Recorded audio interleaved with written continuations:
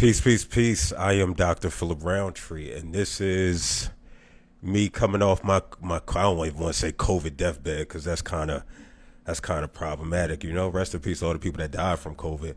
But I figured since I am bedridden with COVID, and listen, I will say that this strand of COVID, I ain't experienced nothing like this before. I think I've had it twice already. I know at least once.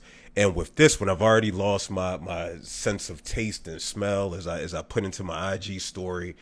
I was sitting there drinking my protein shake, my little strawberry. I go pay $2.50 for it, even though I got a big container sitting on the ground that I paid about $60, $70 for. But I love the little rockin' refuels. If you into protein, go get you a rockin' refuel from Dollar General, from these other places.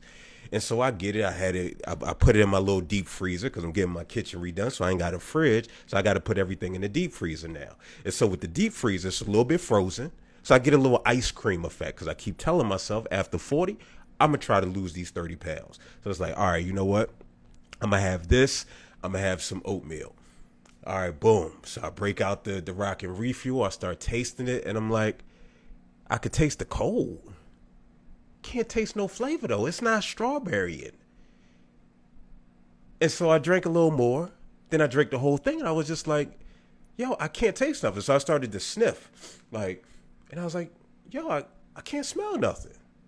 So I was like, "All right, let me scrap the oatmeal. Let me go get something that I know is going to have some flavor to it."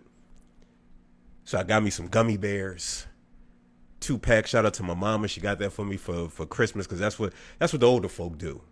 Right, once you get a certain age, it's just like, yo, here goes some gummy bears in a nice card. Appreciate this, which I love, right? I can respect that. So I get the gummy bears, and I'm killing them. I'm just like, yo, I don't taste anything. I can't differentiate the flavors. And then that's when I was just like, yo, the vid has gotten me. I took a shower before this because I'm like, all right, let me get the steam. Let me get all this. Yo, I'm hurting right now. So I don't know who you pray to. You know what I mean? If you pray to Allah, if you pray to Jesus, free Jesus people in Palestine, Buddha, Yahweh, whoever. The ancestors, send a few up for your boy. So I know it's been a minute since I've been on here because frankly, I ain't want to talk about nothing with y'all. No, I'm playing. No, I haven't felt compelled. And I know me at this point. If I don't feel compelled, I don't do it. But I'm trying to make a concerted effort to really have conversations that matter going into the 2024. So I'm coming back a couple times a week as long as I'm over this COVID, right? Because God forbid I get long COVID. I was Googling, and that's the worst thing you could do with like WebMD and all those other things. How long does lack of taste and smell from COVID last? And it was like 2 weeks. Some people get their taste and smell back in like 3 years. I'm like, 3 years? Like, come on, I couldn't even imagine that. Like, I wouldn't be able to eat pizza no more. I would literally be like super thin. But my plan is to come back a few times a week, so have some conversations that matter on here and on the YouTube channel. So if you're on the YouTube, if you want to support the brother on the YouTube, youtube.com/PhilMSW. I made it to 1,000 subscribers. And I don't even be posting on there. So I felt kind of happy.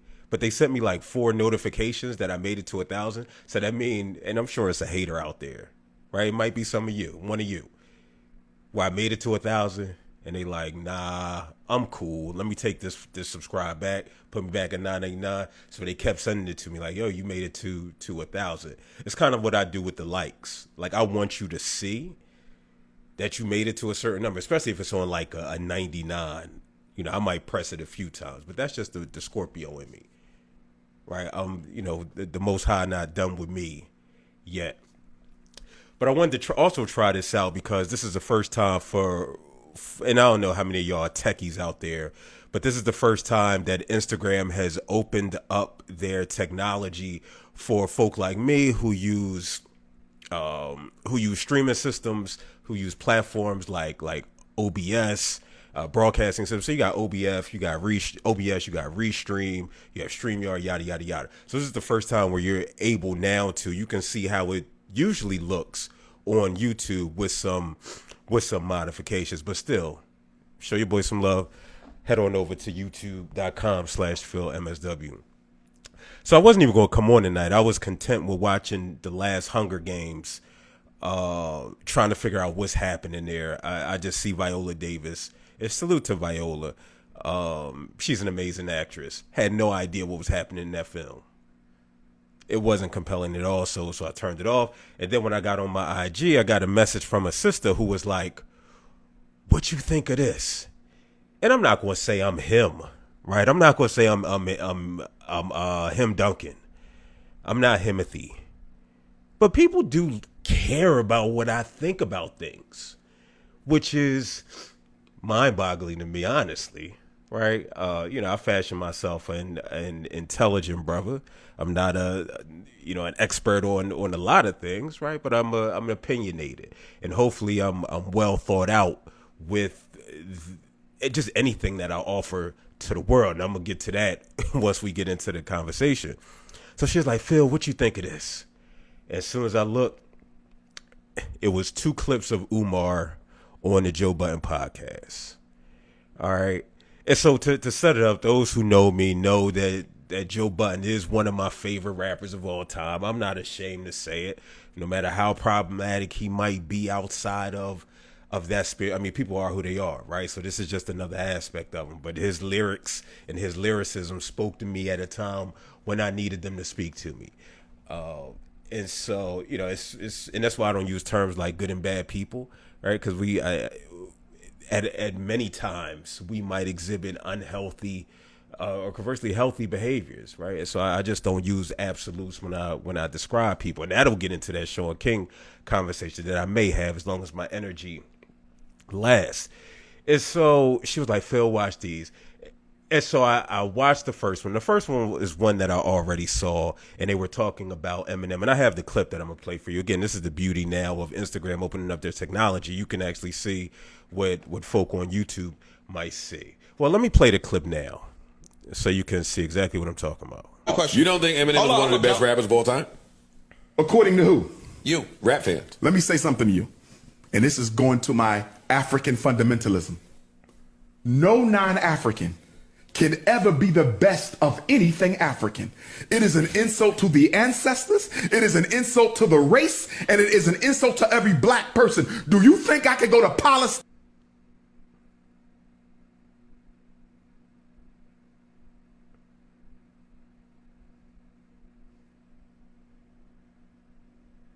And so because I don't have my headphones in, I can't hear what's being said to remind me. But I know they were talking about Eminem, but then they got into a conversation about why white folk shouldn't be, when we talk about the greatest of anything in African culture and black culture, white folks should never be listed as number one.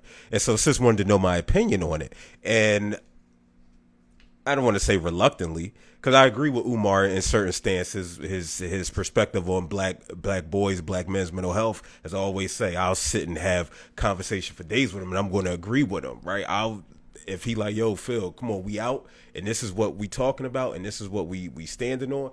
As far as that topic, I'm out there, right? And so I agreed with him on this, and I had to sit and think why. Right. And so for me, it was a matter of, and what I said to the sister was, it's all about like, what are you grounded in? What are you grounded in? And I don't know if it was in that clip, because again, I couldn't hear it, but he talked about, listen, I got to go to my Africana background, my Africana foundation to be able to have this conversation. And so for me, as someone who understands the origins of hip hop, right? And I'm not going to get into this Afro-Caribbean, all this. This is folk of the diaspora. What are the originators? But it was a result of attempting to have a way to convey our thoughts, feelings, actions on a myriad of issues, specifically oppression by white supremacy. Okay? And so if you're rooted in Africana in that regard, right? In that regard, where we're talking about the origins of how we make meaning in culture, how we know certain things, then that'll be your awareness of the origins of hip hop. And so with that, no, it's no way you could ever say somebody's number one, because this is an experience, no matter similarities may exist, that you can't fully understand. Now, that was about a 3-minute clip. And earlier in the clip, he said, and I agreed with him, that Eminem has the ability to get love in hip hop, to be elevated in hip hop, and still have the privilege of being a white man. So if he like F hip hop anymore, F hip hop, and goes and does his own thing, go and does something else, he can do that, right? Because there's a certain privilege that just comes with who he is. And so for me, it was first, I don't like Eminem. I'm not here for the blam, blam, flam, flam, scam. I'm not here for that type of rap. But even if I was, I couldn't put him over some of your worst rappers of all time, because I know that it's coming from a different space. Now, again, you can acknowledge that he got skills. For those who believe that, you can acknowledge that.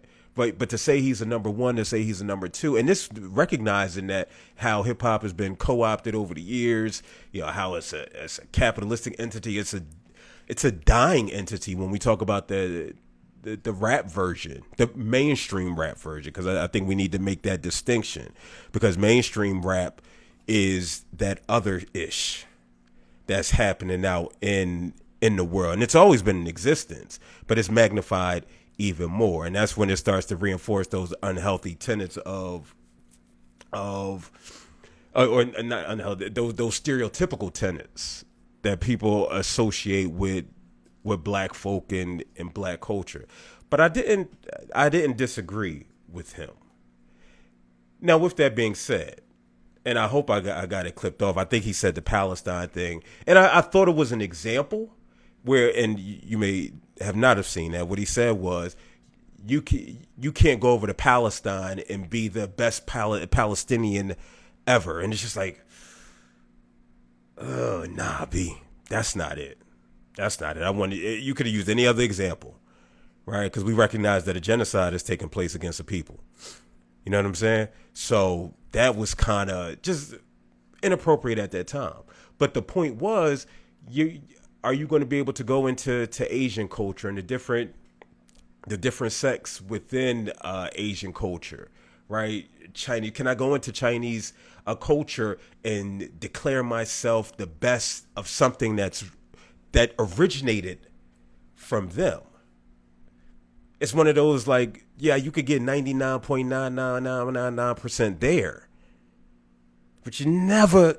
It's like that curl. When they talk about Luther Curl, was it Cedric the Entertainer? That curl never quite.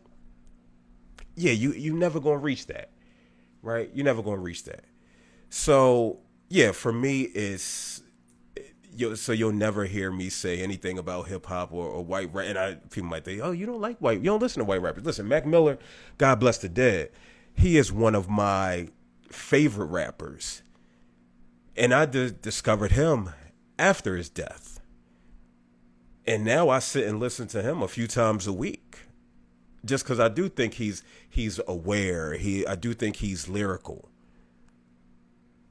but you'll never hear me say he's my number one ever, and that's not to diminish any skill or what have you. I think it's so easy, and do I want to go down this path? I don't know. I think it's easy. And he said it, right? Umar said it. So for some reason, it seems, and this is a feel, and this is part of the white supremacist mindset that you try to get away from, where it's like, in me, right? Even just saying it, where it's just like it's easy for white people to infiltrate black culture in that regard. And it's such an asinine statement for me to even make. And maybe if I sit with it a little longer, right? If I had a little bit more time, I'd be able to articulate whatever it is that I'm saying right now. So I think I'm gonna table that. I'm gonna table that and have that conversation later. Because what I am not, right? I'm not the boy Ish that he was having a conversation with, right? For me, and I remember I went to this event where brothers was being acknowledged, honored, and I went up to, and I've told this story before, maybe not on here, but I went up to Senator Vincent Hughes, and I went up to Kenyatta Johnson, right? Who, listen, hopefully that brother gets freed in some capacity at some point. And I was talking about something regarding like black male mental health, and this is where I gave no Fs, and I still don't give any Fs, right? But it's just like I walk up on you just blazing. And they was like, you know who you remind us of? And they was like, you remind me of Umar. And I was like, okay. So I wasn't sure how to take that, right? Because there's different ways that you can take Umar, and it's about how do you choose to look at him. Do you choose to look at him as the complex human being that he is?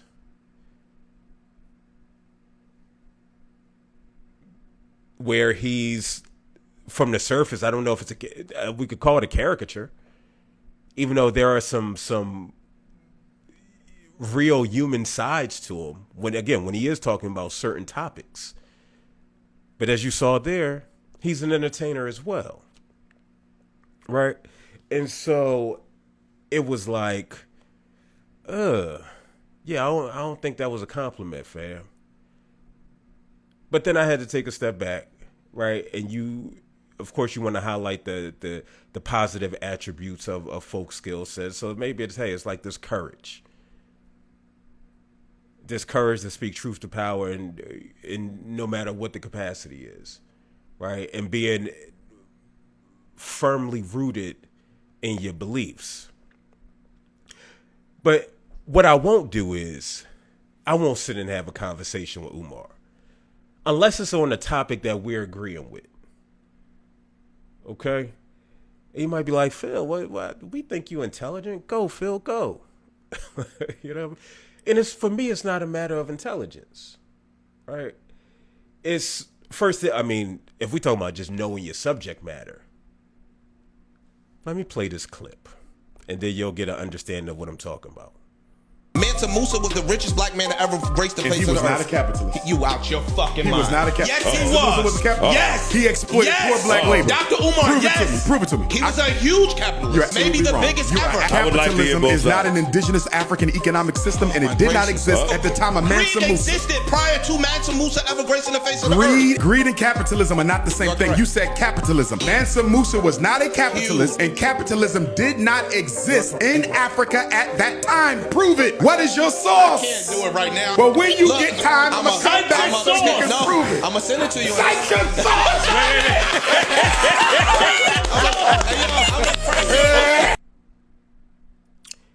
So boom. What I will not do is I will never engage in intellectual conversation with somebody and not be prepared. I will never engage in an intellectual conversation with someone and not be prepared, especially if it's a debate style. Like even me doing this IG live right now. Normally, I got my whole screen written up of exactly what I want to talk about, the points that I want to hit on, and keep it moving, like doing research. Because I don't want to get out there like that and get AI crossed over. Let me do it one more time for the people in the back. That's what I don't want to happen.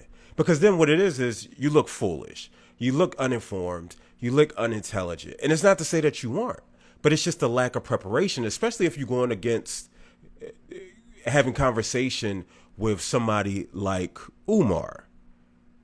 And so when I sat and watched that, because I watched that yesterday, and again, free Jesus people, on what y'all call Christmas, and I was like, oh wait, there's no way he's going to win, because number one, whether you believe that he got a doctorate or not, that's another conversation too, right? And just what does a doctorate mean?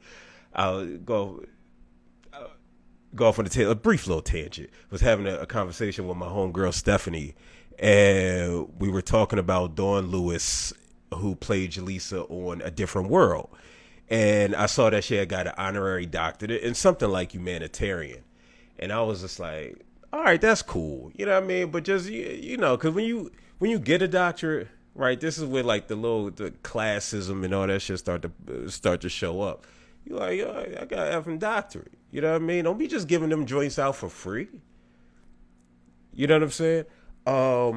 Even though it has nothing, again, education has nothing to do with your intellect, right?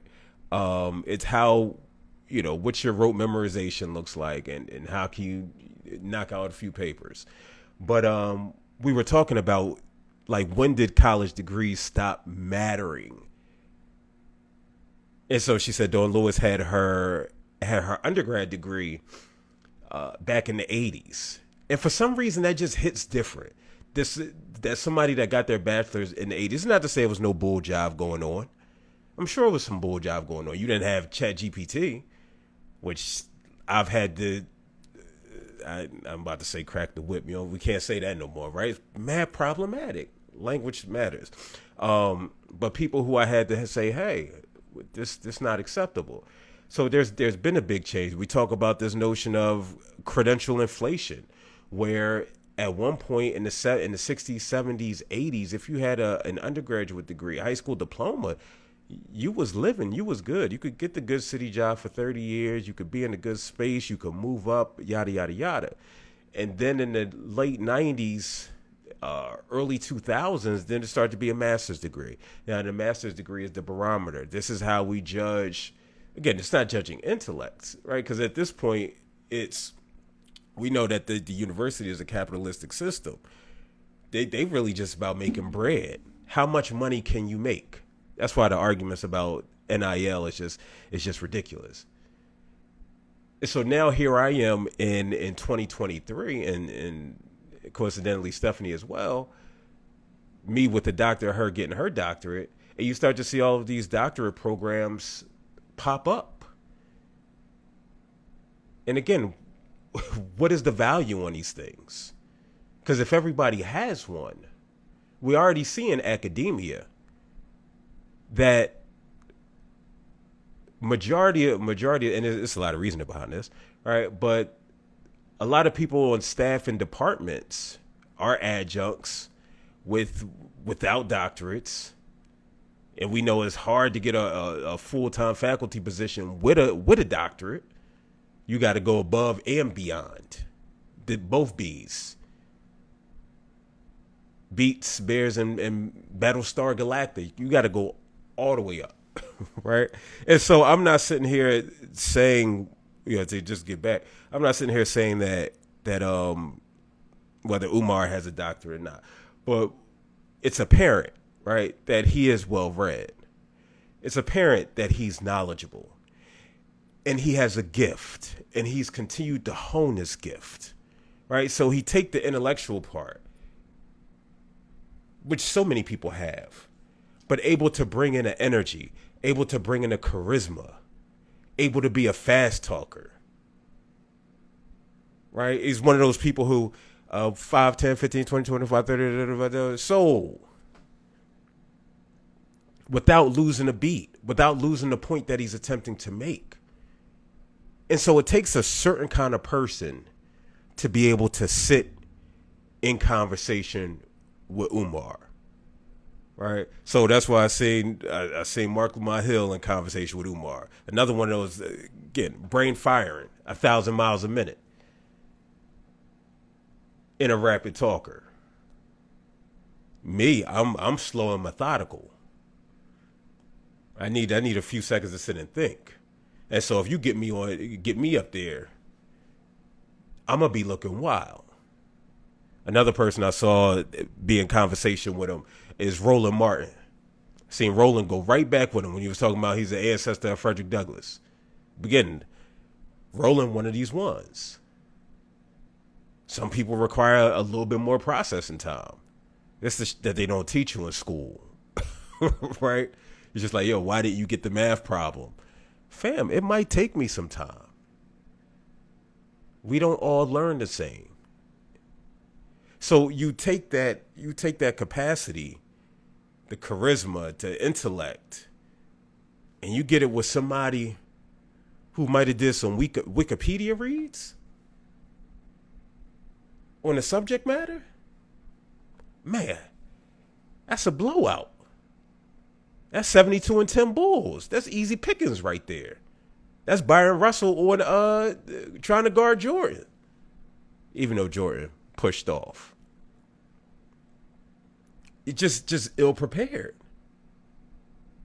right? But so often, especially in this content space, first I don't in the side that I see, right? Because I'm not really into podcasts or like that. You might not believe it, but yeah, I don't really like listening to other people talk. Because I got a lot of chatter up here already, so, that's the game. But I think that's, and I forgot the point that I was making with that. Blame brain fog. He just wasn't necessarily prepared for that type of interaction. And just being in the media space, that's what I think I was going to go. When you start to see these clips popping up, it's never necessarily anything that's fully thought out. First, it's usually low-hanging fruit, right? It's usually low-hanging fruit. So you're not even getting to the Mansa Musa conversation that Ish and Umar had. You're not even getting there, right? So I commend him for being able to bring that up, even if he's wrong. All right? But we have that low-hanging fruit of relationship conversations. I think at this point, we could throw the athletes, the sports conversations, we could throw those in there. It's not necessarily anything in the short and long form. Now, I have stumbled across it real, right? And maybe that's what it is. Maybe it's just exposure. Maybe it's access. So instead of saying that it doesn't exist, just saying what comes up on mine. But it's just never like well thought out stuff.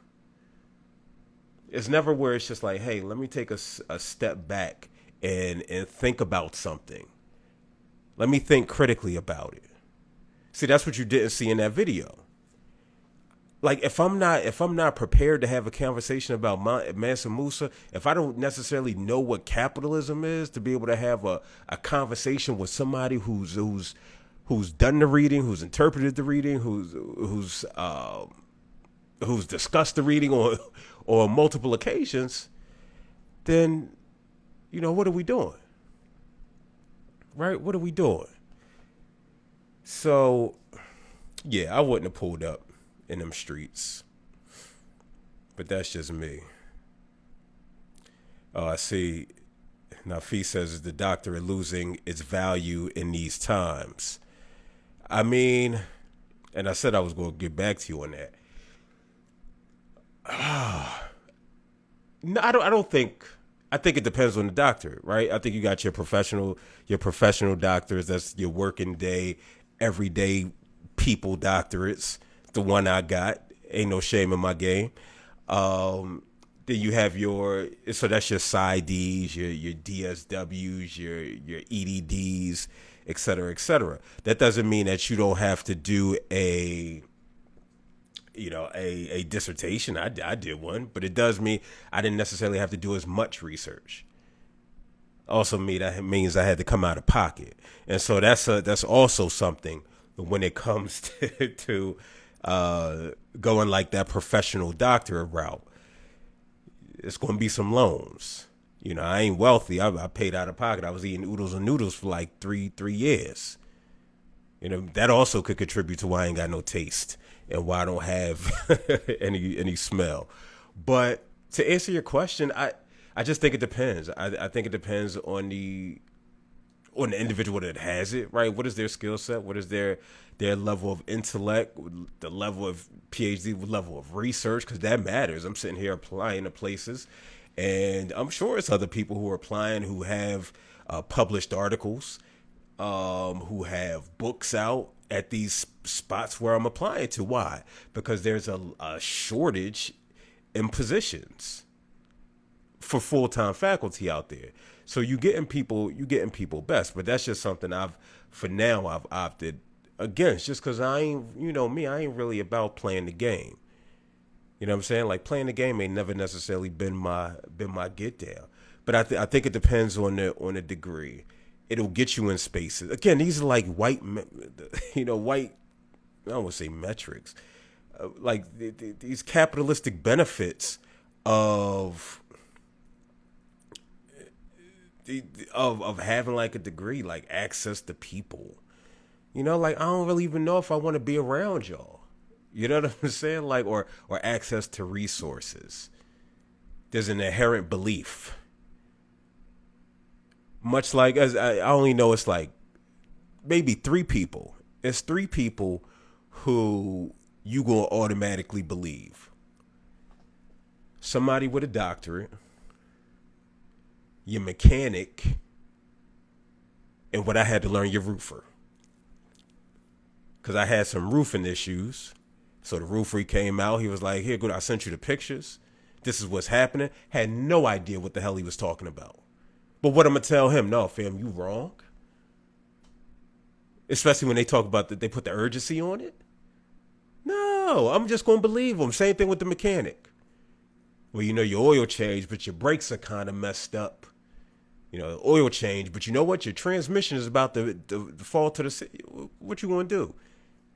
You're going to get another opinion, but you're going to try to get it checked out.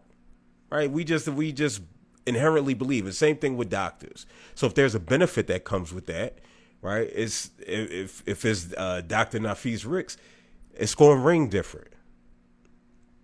People show you more respect. Again, I don't necessarily know if I want to be with the people who are going to show me more respect. Considering AI in the counseling space, is there a need for a doctorate? In what way? When you say considering AI in the counseling space, is there a need for a doctorate? I mean, I don't, and this is the thing with doctorates. Doctorates, if you just doing if your goal is to just, and it's not just, but if your goal is to be a therapist, then you don't need that. You just get a graduate degree, a master's degree, and you get licensed through whatever board and go do your thing. The doctorate is from my perspective, for those who want to do research, right? Which you can do at a master's graduate level, but you want to do research, you want to teach, you want to be the head of an organization. It just hits different. Right, when you're the CEO, as opposed to, go back to my DHS days, the social services trainee, one with a doctorate. Right, you're trying to get a higher position. But if the goal is just to be a therapist, right, then I don't necessarily say that it needs to be something that you go after. All these systems becoming more efficient for a ton and the burnout. Yeah, and I mean, it's part of the reason why I don't necessarily, I don't practice no more. You know what I mean? I'm trying to get my son mom to take over to go build something in Delaware, because that's where I'm licensed at, right? And that's where her background is. I would love for my son mom to go and start the joint up, and then my daughter mom to go and do her thing there as well. But she's not leaving education. But make it a family affair. Have my mom go over there. She's a certified addictions counselor, a licensed professional counselor.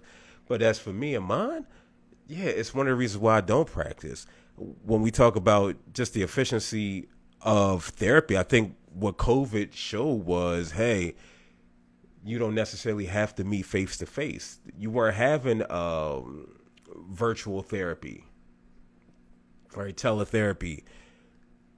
Prior to COVID, because insurance companies weren't paying for that, right?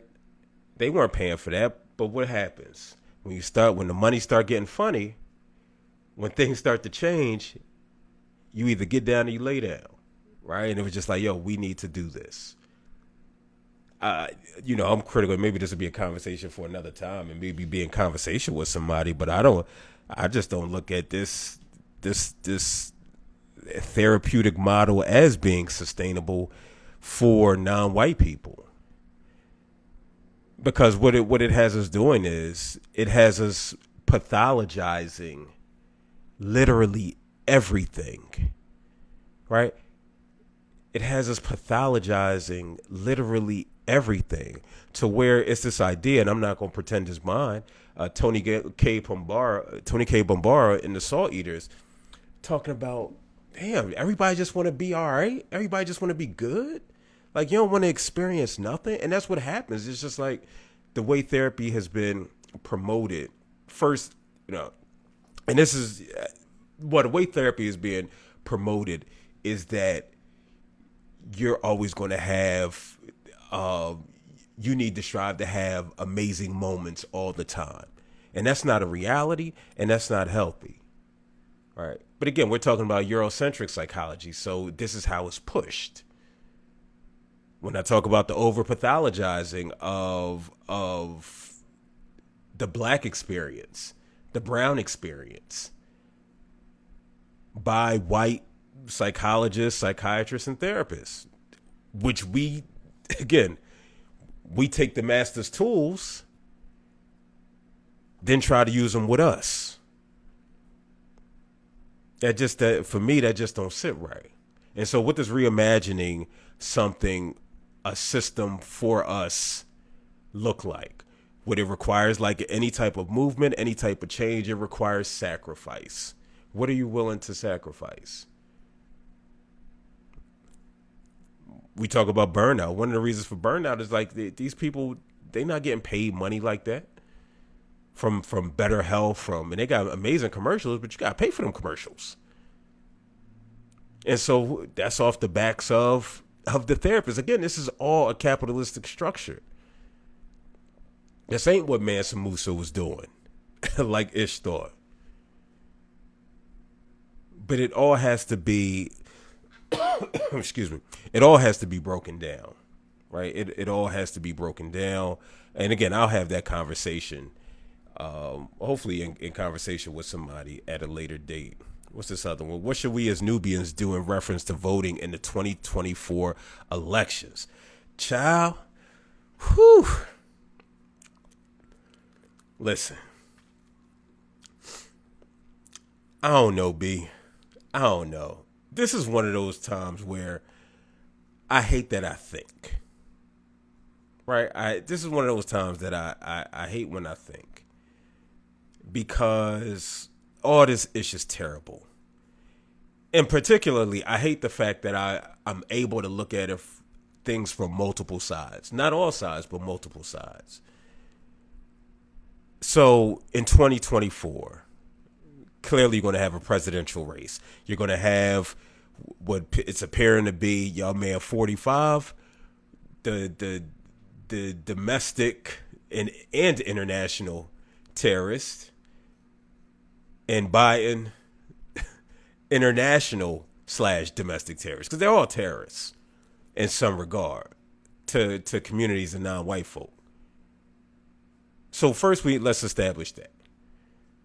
And so next is, and you said as Nubians, and when I think about it, I try to look at it in terms of like we're all interconnected. So this collective struggle piece, and I ain't say it, Frantz Fanon said it, but that's what unifies us. And as somebody who's been to a demonstration, a protest,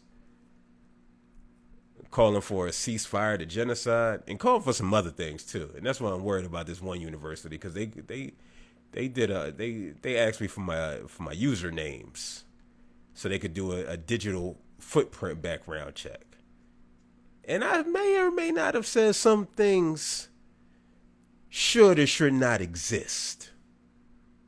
Places, not necessarily people, because a place is just a place, right? But as somebody who believes in that idea of collective struggle, like, can I sit and vote for Biden knowing that he's given the bombs, he's authorizing the genocide, the continued genocide of Palestinian people? That's hard.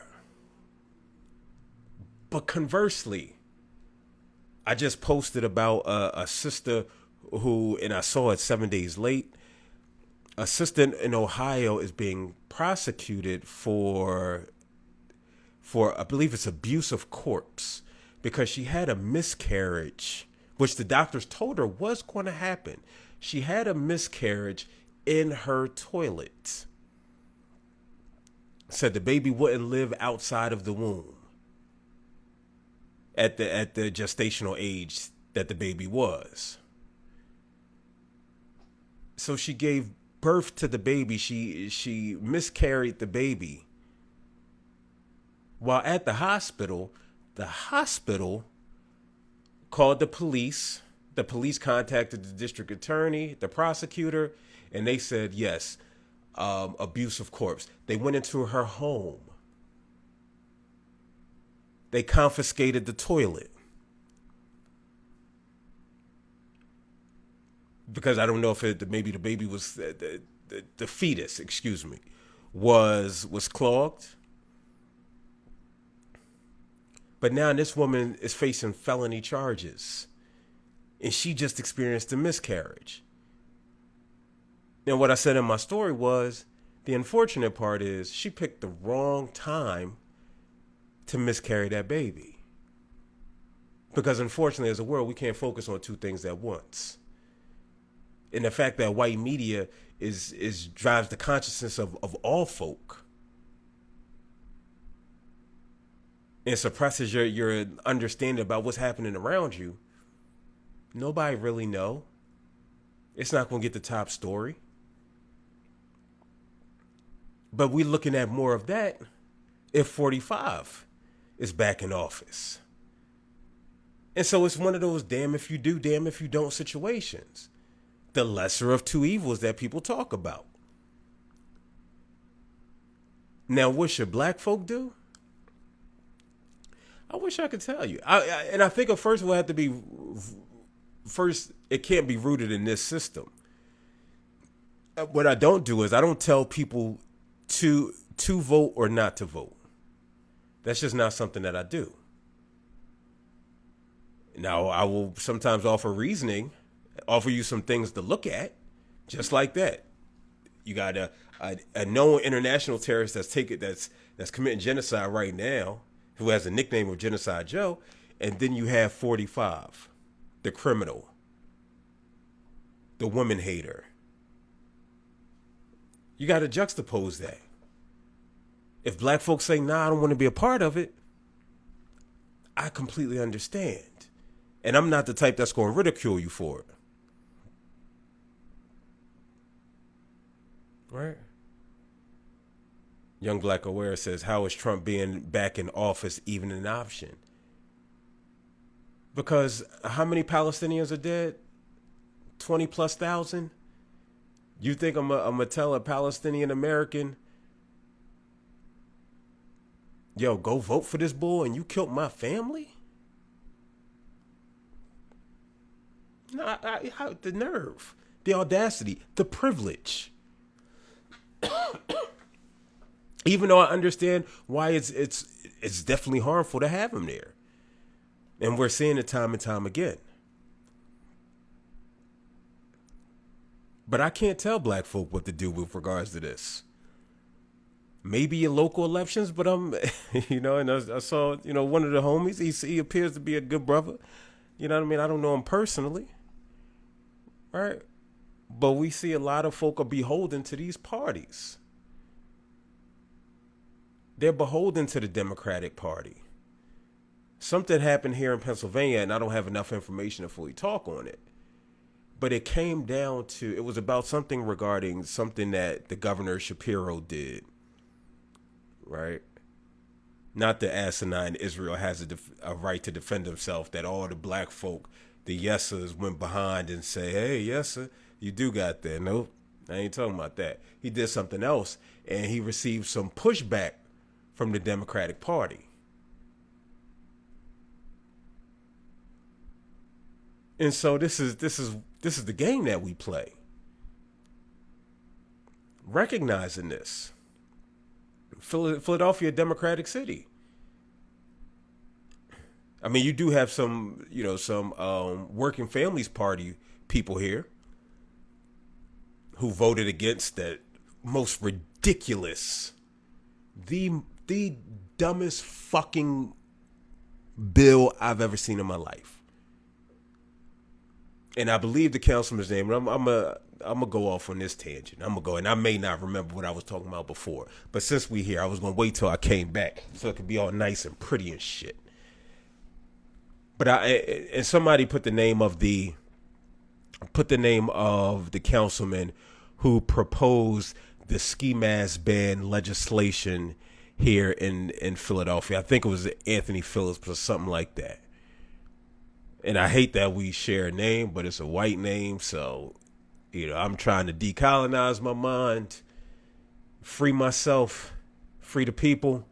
And some are just they just happy to be here, boss. Eyes cook, eyes clean. Eyes do you a little happy dance. By marginalizing black boys and black men. So this bill was submitted, and where it was a ski mask ban here in Philadelphia that on public property, so schools and everywhere else that's deemed a public property, with consequence of somewhere between $250, $350 fine. And if it's done in the commission of a crime, then it can reach up to $1,000 or $2,000. Okay? And some of his reasoning was, we want to see your beautiful faces. And it was one of those, how does it free us? A question that I don't think many black politicians ask themselves. Because again, in order to be in the space that they're in, the people they can't be first. This is why we see APEC offering $20 million and $100 million. We see state reps from Ohio again, who's received money from APEC, offering up that company line. And so what was most egregious about this bill, which two people, I believe it was Kendra Brooks, and I think Jamie Gaultier, I believe those were the two who dissented with reasoning of it openly discriminating against black boys and black men. Right? And so the first thing that came to my mind, and I don't even necessarily think that I'm alone in this. So we rocking with a ski mask, right? Can't rock the ski mask anymore. Went from rocking it, now you can't rock it in public spaces unless you're demonstrating, unless you're protesting. Okay. I want to address this when I'm well.